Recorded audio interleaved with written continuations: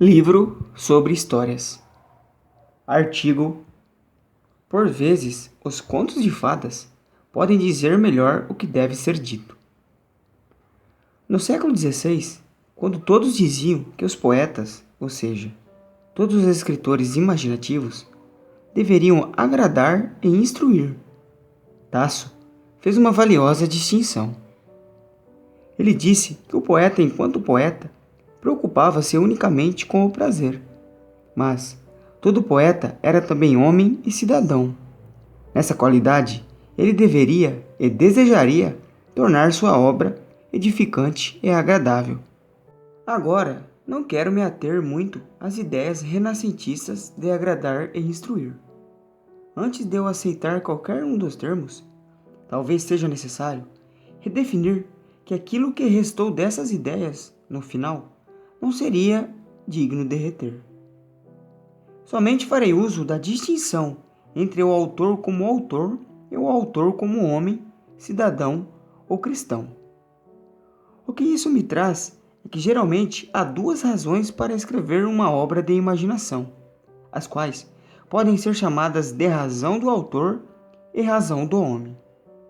Se apenas uma dessas estiver presente, então, no que me diz respeito, o livro não será escrito. Se a primeira estiver faltando, ele não poderá. Se a faltar a segunda, ele não deveria.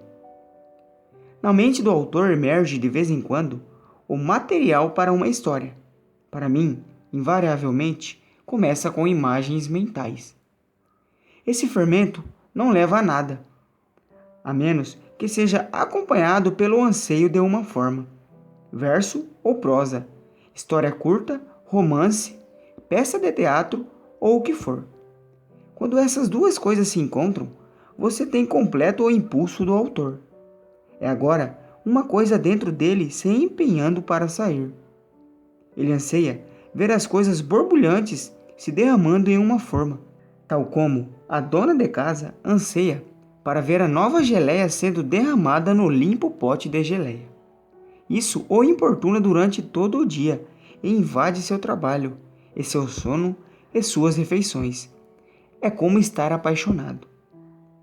Embora o autor esteja nesse estado, o homem, é claro, terá de criticar o livro proposto a partir de um ponto de vista bastante diferente. Ele vai perguntar como a gratificação desse impulso se encaixa com todas as outras coisas que ele quer e deveria fazer ou ser. Talvez a coisa toda seja muito frívola e trivial, do ponto de vista do homem, não a do autor, para justificar o tempo e os esforços que isso envolveria. Talvez teria sido pouco edificante quando pronto, ou, quiçá, na verdade, neste ponto, o autor se anima. Parece que será bom, não apenas no sentido literário, mas bom de modo geral. Isso pode soar bastante complicado, mas é realmente muito parecido com o que acontece com outras coisas. Você é atraído por uma garota, mas ela é do tipo de garota com quem seria sábio ou certo se casar? Você gostaria de comer lagosta no almoço, mas será que vai cair bem? E será que é escandaloso gastar essa quantidade de dinheiro em uma refeição? O impulso do autor é um desejo. É muito parecido com uma coceira. E sem dúvida, como qualquer outro desejo, precisa ser criticado pelo homem em sua totalidade. Deixe-me agora aplicar isso a meus próprios contos de fadas. Algumas pessoas parecem pensar que comecei me perguntando como poderia dizer algo sobre o cristianismo às crianças. Então, defini o conto de fadas como instrumento. A seguir, recolhi informações sobre psicologia infantil e decidi para qual faixa etária escreveria. Depois, elaborei uma lista de verdades cristãs básicas e moldei alegorias para incorporá-las. Isso tudo é pura bobagem. Eu não conseguiria escrever dessa maneira. Tudo começou com imagens. Um fauno carregando um guarda-chuva, uma rainha em um trenó, um magnífico leão. No começo, nem havia nada de cristão sobre eles. Esse elemento apareceu por vontade própria, fazia parte da ebulição. Então veio a forma. À medida que essas imagens se arranjavam em acontecimentos, ou seja, tornavam-se uma história, elas pareciam não exigir nenhum interesse de amor e nenhuma psicologia próxima. Mas a forma que excluía essas coisas é o conto de fadas. E, no momento em que pensei sobre isso, eu me apaixonei pela própria forma. Sua brevidade, suas restrições severas à descrição, seu tradicionalismo flexível, sua hostilidade inflexível a toda análise, digressão, reflexão e conversa fiada. Fiquei apaixonado por ela. Suas próprias limitações de vocabulário tornaram-se uma atração, como a dureza da pedra agrada ao escultor ou a dificuldade do soneto deleita aquele que o escreve. Por esse aspecto, como autor, escrevi contos de fadas porque o conto de fadas parecia a forma ideal para as coisas que eu tinha de dizer. Então, claro, chegou a vez do homem em mim. Penso que vejo como histórias desse tipo poderiam derrubar sorrateiramente determinada inibição que paralisara grande parte da minha própria religião na infância. Por que as pessoas consideram tão difícil sentir o que lhes é dito que deviam sentir sobre Deus ou sobre os sofrimentos de Cristo? Concluí que o principal motivo era que lhes tinha sido dito o que deveriam fazer. A obrigação de sentir pode congelar sentimentos, e a própria reverência prejudicava. O assunto todo estava associado a vozes sussurradas, quase como se fosse algo medicinal. Mas, supondo que, ao lançar todas essas coisas em um mundo imaginário, poderia tirá-las de sua associação a vitrais e a escolas dominicais, seria possível fazê-las, pela primeira vez, aparecer em sua potência real? Será que não conseguiríamos então passar sorrateiramente por esses dragões atentos?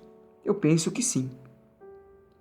Esse era o motivo do homem, mas é claro que ele não poderia ter feito nada se o autor não estivesse em ebulição primeiro.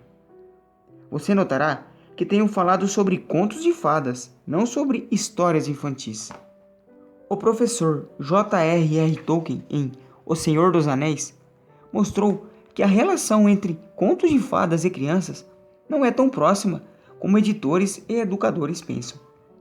Muitas crianças não gostam deles e muitos adultos os apreciam.